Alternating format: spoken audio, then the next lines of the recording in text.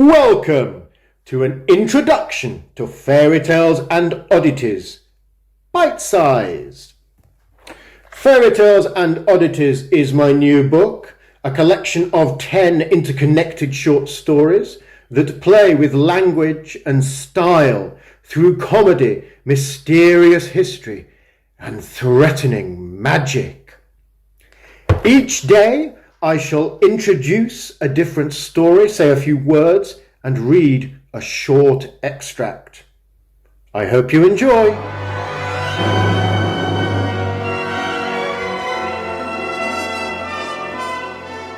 Alias Adora is by some stretch the longest story in the volume. It concerns a trio of characters and how they interact. A young Jewish female journalist, a young unemployed black man, and Milo Milkins, fading ex-snooker star, now TV pundit, middle-aged, disillusioned, heavily drug and alcohol dependent, and fulminantly racist. I shan't spoil the plot for you, but there are two hinge moments. One, a burglary that takes place on Milo's orders, and a flood of epic, almost biblical proportions. I hope you enjoy. The final years of Milo the Maelstrom Milkins' professional snooker career had been pockmarked by well-publicised outbursts. The time Milo headbutted the only black player on the tour, a sepulchral Muslim with a refulgent beard, whom Milo accused of leaving tiny wiry hairs on the table post-shot to disrupt his play. The time he was sent off for mooning a visiting business delegate of potential African sponsors. The time he outraged women's groups by holding his cue in front of his trousers and miming athletic sexual action 2 feet behind a female referee. It wasn't pretty. None of it was pretty. Milo was still sore about that last one. He claimed a setup. If female groups had infiltrated the match, he argued, then they simply had it coming. They couldn't have been there for the game. Obvs.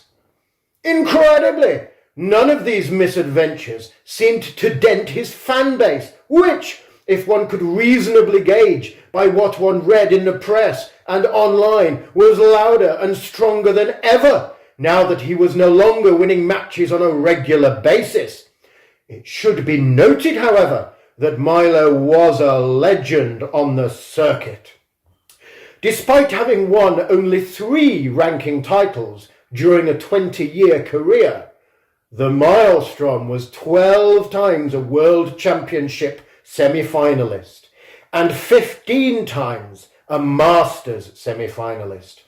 More than once, he had had a wonderful and inspiriting fight back from many frames down, and had delivered his share of incredible shots. 5 YouTubed massays, crawls, drags, run-throughs, deep screws, reverse doubles, double kisses, jumps, swerves, stuns, controlled cannons, controlled safeties, rescued backspins, piquets, pushes, plants, checked side, caroms, plain ball runs. Hell, for a while, even his miscues were news. His matches had often gone on well into the wee small hours of British TV, and perhaps this was part of the appeal. If enough people watched you being brilliant while they got drunk, anyone could become a hero.